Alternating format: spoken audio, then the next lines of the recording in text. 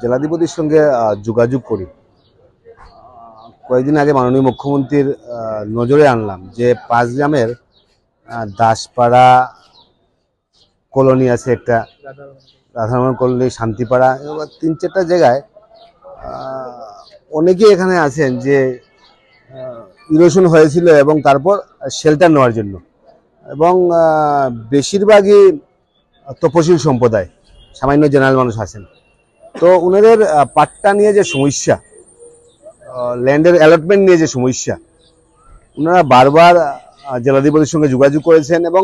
সেটা একটা দীর্ঘদিনের একটা আন্দোলন। আমি মাননীয় মুখ্যমন্ত্রীর নজরে আনি এবং মুখ্যমন্ত্রী মহোদয় জেলাধিপতিকে একটা রিকমেন্ডেশন দিয়েছেন যে সেগুলো সার্ভে করে সেগুলো পাঠানোর জন্য। তো জেলাধিপতিকে সেই লিস্টটা দিয়ে দিলাম, এবং যেহেতু একটা পলিটিক্যাল ডিস্ট্রিক্ট হচ্ছে গিয়ে কাছাড়, কিন্তু অ্যাডমিনিস্ট্রেটিভ ডিস্ট্রিক্ট হচ্ছে গিয়ে আবার হাইলাকান্দি, এদিকে পুলিশ ডিস্ট্রিক্ট হচ্ছে গিয়ে হাইলাকান্দি। তো সেই মর্মে হাইলাকান্দির জেলাধিপতিকে বললাম এবং উনি বললেন যে সেগুলো সার্ভে করে, ইতিমধ্যে আপনারা জানেন যে কাতিরাইল বা এগুলো অঞ্চলের আরআর ভিলেজ যেগুলো আছে, আসামের কোনো জায়গায় আরআর ভিলেজ নেই,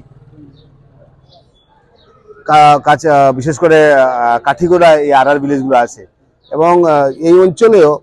অনেক দিন থেকে মানুষ পাট্টার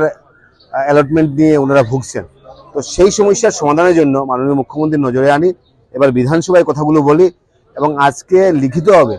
মুখ্যমন্ত্রী, আমি একটা চিঠি দিয়েছিলাম, মুখ্যমন্ত্রী সেটার উপর রিকমেন্ডেশন করে দিয়েছেন, সেই চিঠিটা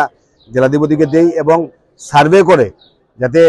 অফিসিয়ালি যাতে এই মানুষেরগুলো যে দুর্দশা, এই মানুষেরগুলো যে যন্ত্রণা, সেই যন্ত্রণা থেকে যারা ওরা লাঘব পায় তার জন্য জেলাধিপতিকে দৃষ্টি আকর্ষণ করি এবং সেইটা দিয়ে গেলাম, এবং ইমিডিয়েট যাতে সেগুলো সার্ভে করে সেই মানুষগুলোকে পাট্টা দেওয়া যায় তার জন্য জেলাধিপতির সঙ্গে যোগাযোগ করার জন্য এসেছিলাম।